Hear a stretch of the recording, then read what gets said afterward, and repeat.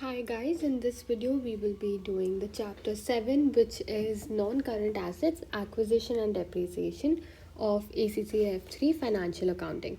Before watching this, I would request you all to watch the previous chapters as well so that you'll be able to understand this chapter better, and I've linked all the playlists in the description box below. Before starting this video, make sure that you have a pen, a notebook and a calculator ready with you, because if you're not going to write what I'm teaching, then there's absolutely no point of watching this video. Okay, so let's start. I'll try to finish this chapter in one video, but if I'm not able to finish it in one video, then we will split it into two parts. So what are non-current assets? Let's begin with that. What are non-current assets? We have done this in business technology paper. We have also done this in the first chapter. So what are non-current assets? Non-current assets are assets which are long-term assets, which are huge assets, which are going to be with us for a prolonged period of time. They cannot be converted into cash quickly. They are long-term assets or non-current assets which are going to stay with us for more than 1 year. So those are non-current assets. We know that. Now let's talk about what acquisition is. What is acquiring something? What is acquisition of an asset? It is basically purchasing an asset or buying an asset or taking an asset, right? And now what is depreciation?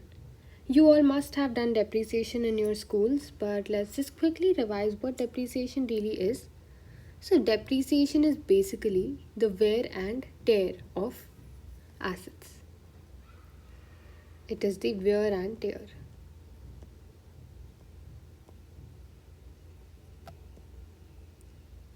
So the wear and tear of assets is known as depreciation. Now what is amortization?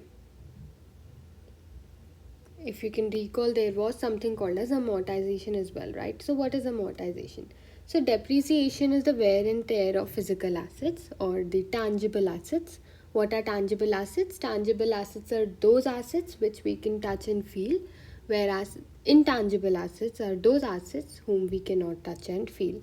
So amortization happens with those assets which we cannot see, for example, patents, trademarks and stuff like that. So this is amortization. This is intangible. Okay. So that is the basic meaning of the entire chapter. So we will be doing depreciation in this chapter, and it is very easy because this is something you have already done in school. So in fact, it's way easier than what we have done in school. So let's get started. So these are the chapter learning objectives. Now, let us see what the overview really is. So we are only dealing with non-current assets. Let's go. So there are two ways in which you can do depreciation. The first one is the straight line method and the other one is the reducing balance method. So what is the reducing balance method? This is also known as the written down value. Written down.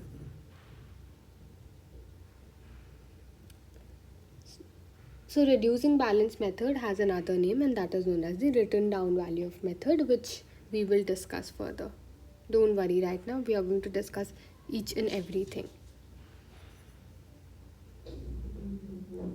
This chapter defines what a non-current asset is.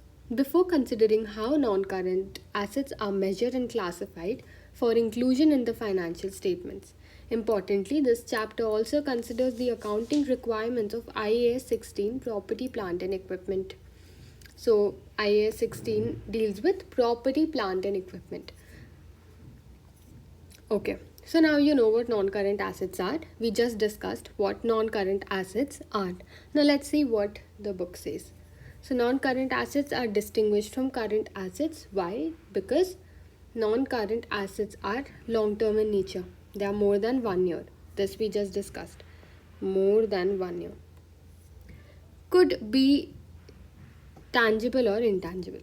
Okay, so non-current assets can either be tangible or they can even be intangible in nature. They are used to generate income directly or indirectly from a business. So obviously assets are used to generate business. If I have a machinery with me, it is a non-current asset. By using the machinery, I am able to generate my goods, right? So it is indirectly helping me or my business to generate income. Are not normally liquid assets. So what are liquid assets? Liquid assets means assets which can be converted into cash very quickly. Here we can see that they are not liquid asset, which means you cannot quickly convert the non-current assets into cash. What do you mean? Why am I saying that non-current assets are not liquid? So if I have a machinery with me and I want to sell it, I can't just go right now and sell it within 5 seconds, right? I can't quickly convert it into cash. It's going to take some time. So that's what. Without a significant loss in value. So what they're talking about is, if I buy a car today, let us assume that I bought a car today and the car costed me, let's say, 1 lakh. Even though you don't really get cars for 1 lakh, but it costed me 1 lakh. If I want to sell it after 5 years, do you think whoever will buy the car from me, will they give me the entire 1 lakh or will they give me lesser money now? Obviously, no one will give me 1 lakh now because the car is old. Do you give the entire full amount for a second hand car? No. You pay less amount for a second hand car. So that value, the diminishing value, is known as depreciation. Okay, now let's see what this is. So there are two types of expenditure.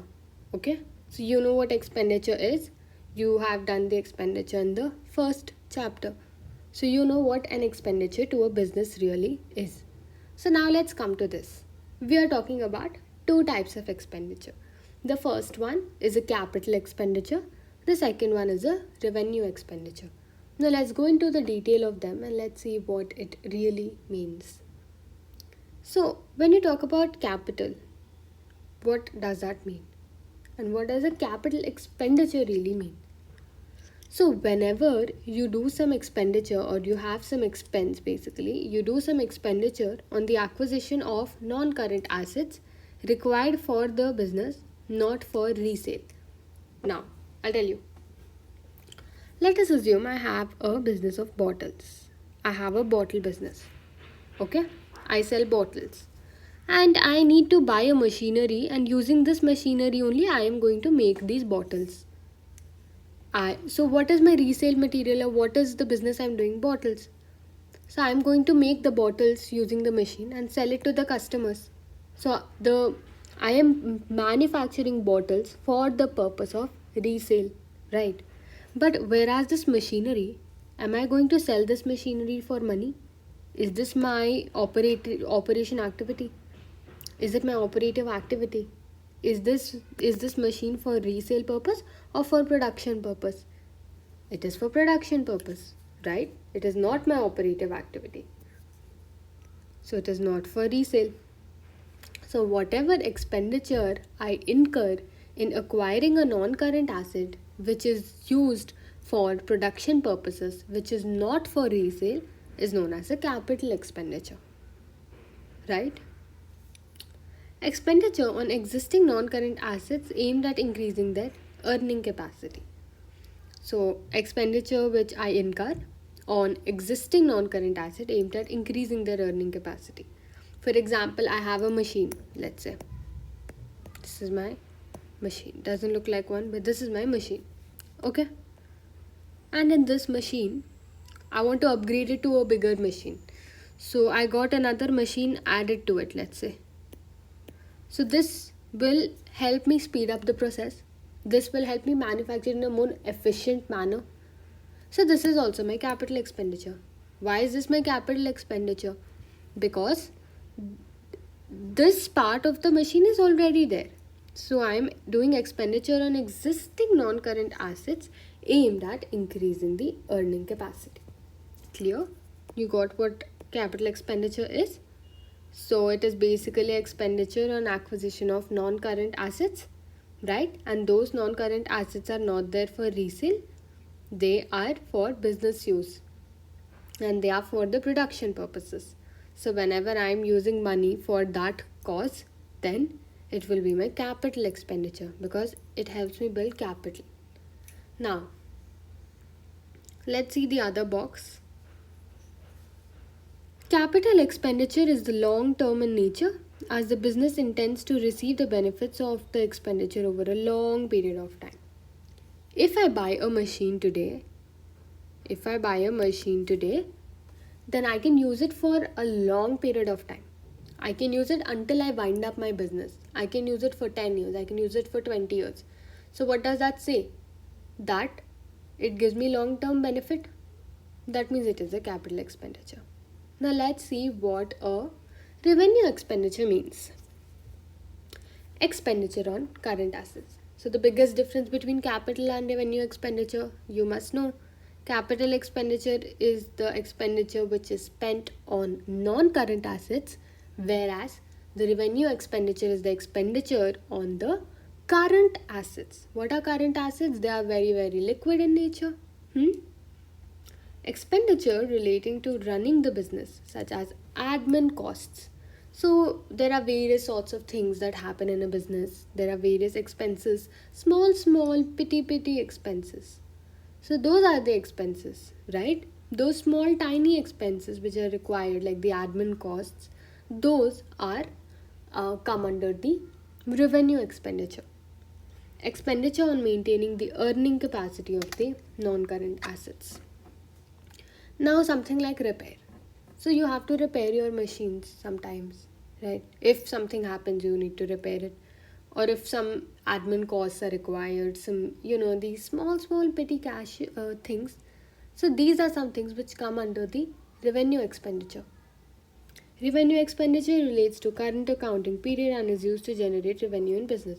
So, this is basically short term, and capital expenditure is long term. And capital expenditure is for non-current assets, whereas revenue expenditure is for current assets. So I hope you are clear with what really expenditure is and what are the two types of expenditures. Okay, now let's move on. Non-current asset registers. So what are that? So you know what a register is? A register is a book. A register is basically a book.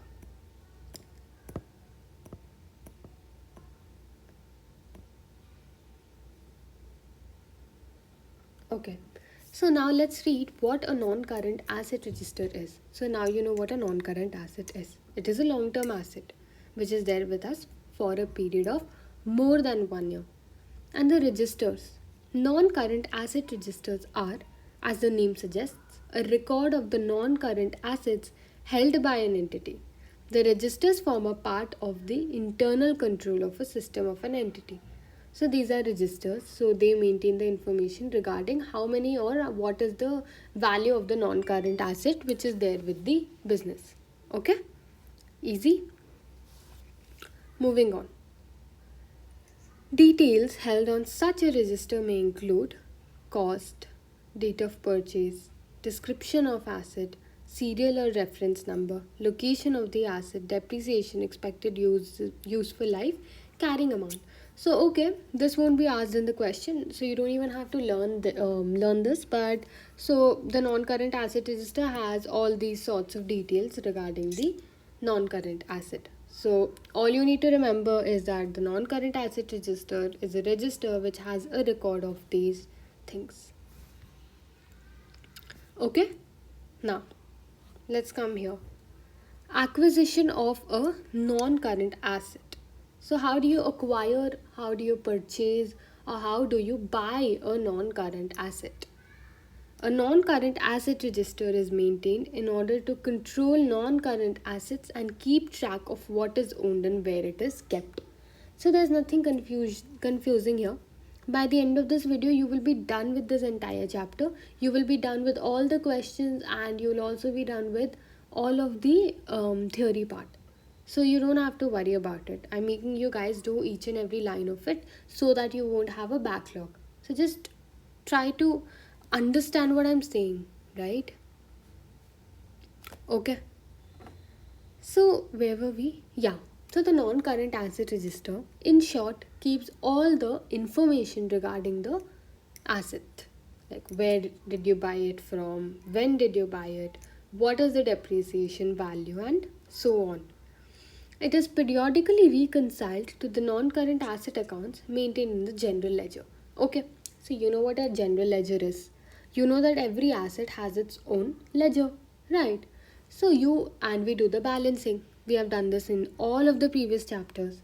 See, like I have a furniture account, I have an inventory account. So everything in a business has an account of its own, has a T-shaped account. And what are T-shaped account called? T-shaped account is a ledger. So the asset account, the balance should match and reconcile with the um, register. So what is reconciling? Reconciling means checking or balancing. Checking or balancing. Okay. Now let's see the bullet point. The cost of a non-current asset is any amount incurred to acquire the asset and bring it into working condition. The cost of a non-current asset is any amount incurred to acquire the asset and bring it into working condition. Now what does that mean? I am buying a machine for the business. Okay? To buy the machine, I need to call the guy to do the installation. So the installation charges are also required. So if my machine is of $100 and if 10 rupees are my installation charges, if I buy machine and if I don't take installation, that won't be like the machine won't work for me because I haven't installed it yet. So installation charges also have to be incurred in order for the machine to be in the working condition, right? So the cost of the non-current asset in any amount incurred to acquire, so that cost is this 10 rupees or the $10. Okay. According to IAS 16 property, plant and equipment, cost consists or excludes of the following elements. So the cost which is required, so we saw what cost is. So whatever cost is required to make the asset into working condition, we are talking about that particular cost.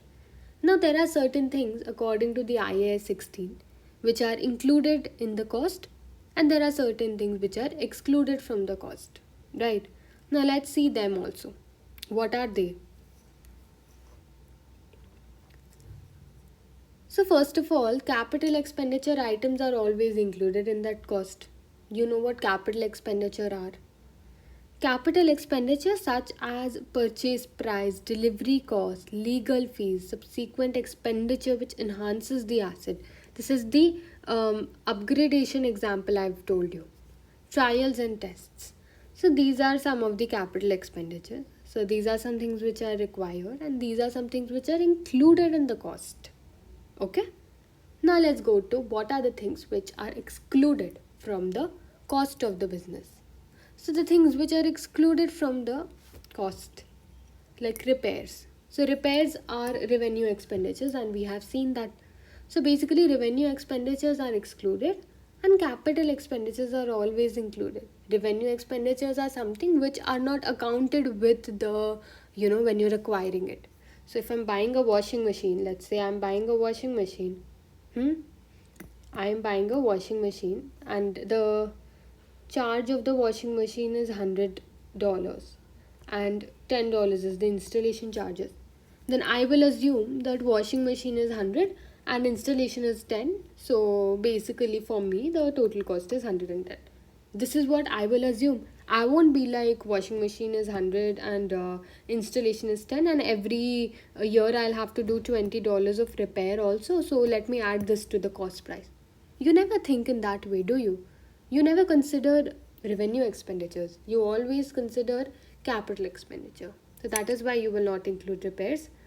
You won't include repairs. You won't include renewals. You won't include repainting. If I buy a house, let's say I'm buying a house and today I want to purchase a house. It is painted. It is a new fresh house. Okay.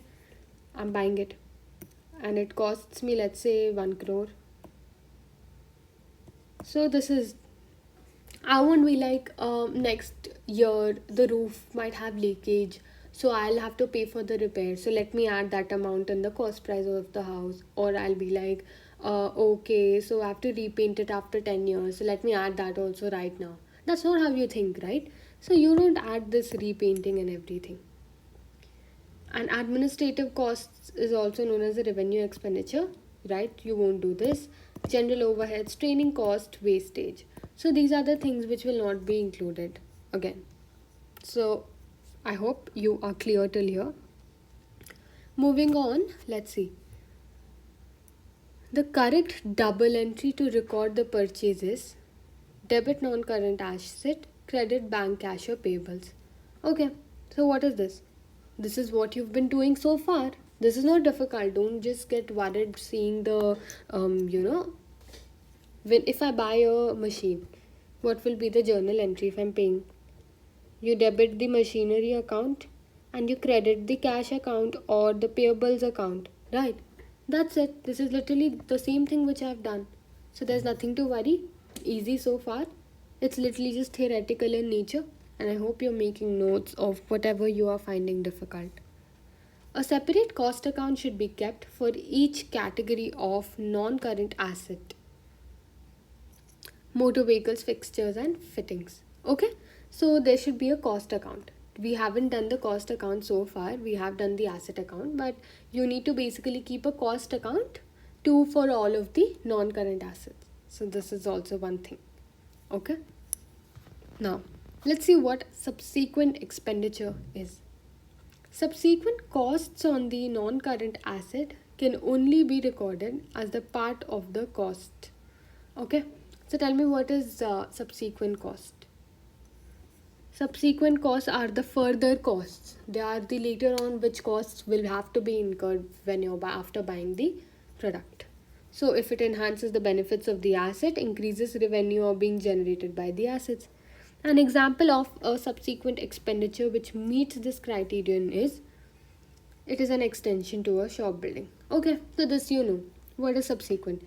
If something is adding to the capital, like extra selling space, extra space, or an upgrade to the machine, a bigger machine, all this is capitalized. This is a capital expenditure. Now here let's see something which is not capitalized: repair. Same thing again. Okay, easy. Now let's go to the test your understanding also. Bibo Baggins started a business providing limousine taxi services on 1st January 2005. In the year to 31st December, he incurred the following costs. So these are the costs which are incurred by Bilbo Baggins. What amounts should be capitalized as land and buildings and motor vehicles? So what are the capital expenditures in the following? Okay, so I'm giving you a minute. Just circle what all are the capital expenditures and add them. Add the land of buildings separately and add the motor vehicles separately, and then I will discuss the answer. I'm giving you just a minute.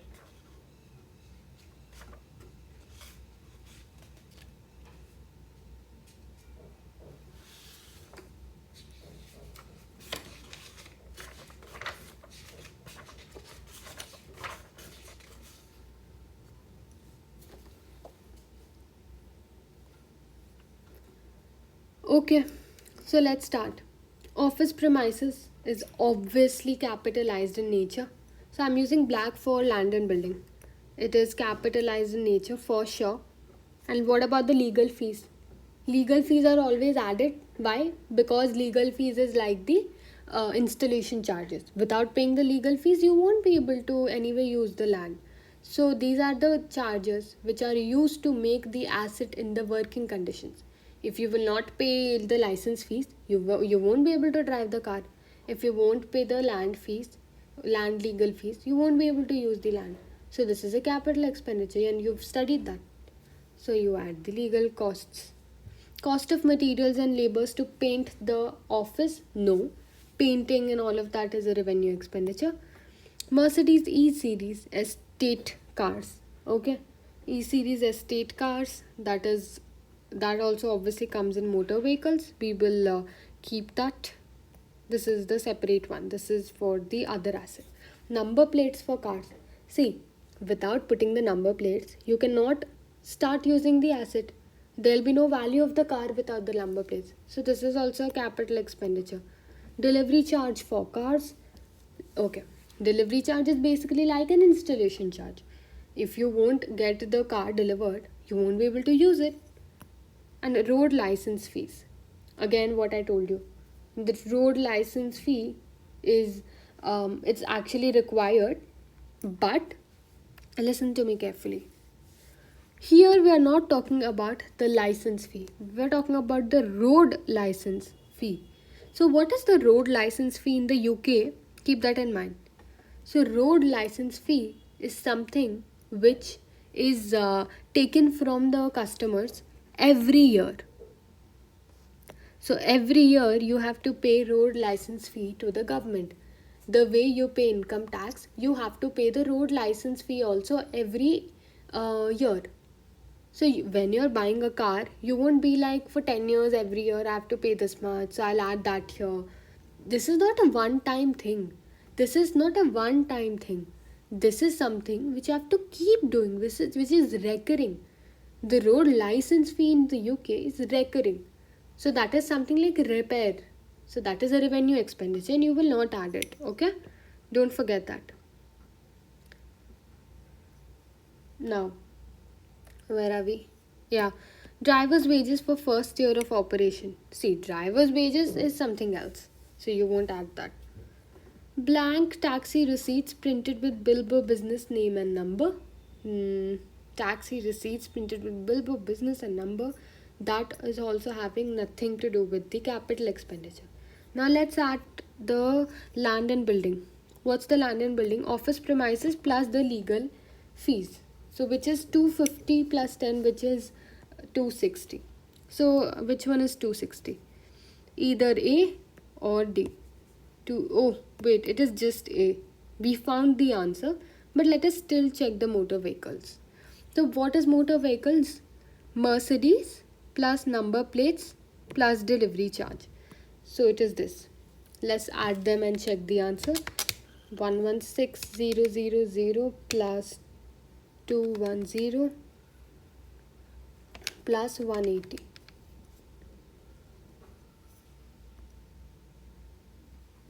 So this is 116390. So our answer is A. I hope you got it and there's no doubt. Okay, now we come to the actual part of the chapter, which is the depreciation. So let's first quickly see what depreciation is theoretically, and then we will start doing the methods followed by the questions. Okay, so I'll probably do the questions in another video because I think it'll get too long and you guys might lose interest.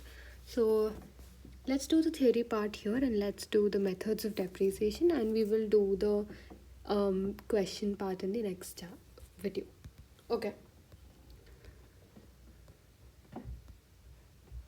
Okay. So now you know the IAS number which is involved with the plant, property and equipment. So you know that it is IAS 16, right? So IAS 16 deals with property, plant and equipment. So the systematic allocation of the depreciation amount of an asset over its useful life. Now let me explain what that is. Systematic allocation of asset.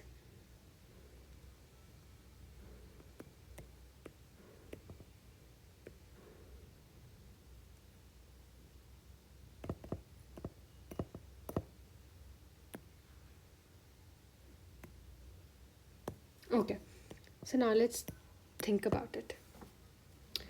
If I have a, let's say, car, and the car costed me the car costed me 10,000 when I bought it. Let us assume, okay? And the depreciation overall after 10 years, my total depreciation is 1000 rupees. 1000 rupees is my total depreciation. Okay, how do I know that?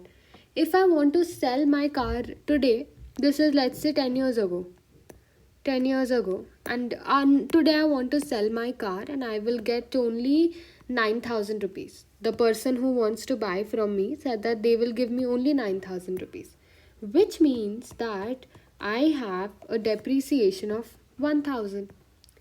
Now I have to allocate this 1,000 over the 10 years. I can't just be like on 2018, let's just subtract the entire 1000. That's not how it is. I have to subtract amounts, parts of the depreciation every year. Like this year, I had 200 rupees depreciation.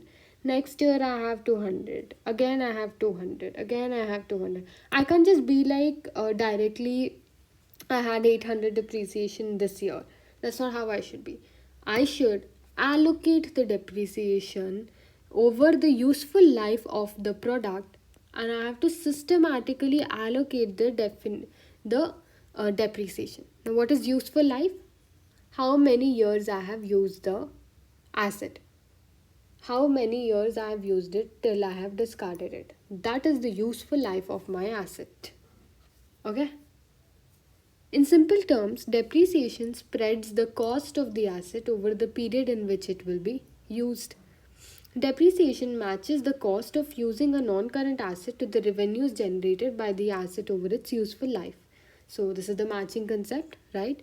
Depreciation must also be matched to the pattern of use of the asset. According to IAS 16, the estimated useful life of its items of property, plant, and equipment must be regularly reviewed and may be changed if the method no longer matches the usage of the assets. Okay? This is achieved by recording a depreciation charge every year, the effect of which is twofold. So there will be dual effect in everything in accountancy. You know that everything has a double effect. Everything is double entry bookkeeping, right? So let's see how does a depreciation take place. Reduce the statement of financial position value of the non-current asset by accumulated depreciation to reflect the wearing out. Record the depreciation charge as an expense in the statement of profit and loss to match the revenue. Okay, don't get confused. Let me tell you something. If I have an asset and the asset is, let's say, 100 rupees, if there has been a depreciation of 10 rupees this year, then towards the end of the year, in my balance sheet, what will be the value of my asset? Will the balance sheet value still remain as 100 or will it be 90? Obviously, it will become 90 now. Why? Because this year's balance sheet will show the actual this year's value, which is 90. And what about this 10? Okay, you reduce the asset size. What about the depreciation? This depreciation is an expense to us. Expense or loss to us. It is a loss to us, right? So in our P&L account or in our profit and loss account, we show the depreciation expense as a loss. Just remember this concept right now. When we are doing the questions, I will explain it again. Okay? So, yeah, that's it for this video. In the next video, we will be starting with the questions. And before starting the questions, I will also explain the methods of calculating the depreciation, and we will be finishing the entire chapter in the next video. Check out for all the playlists in the description box below. Thank you.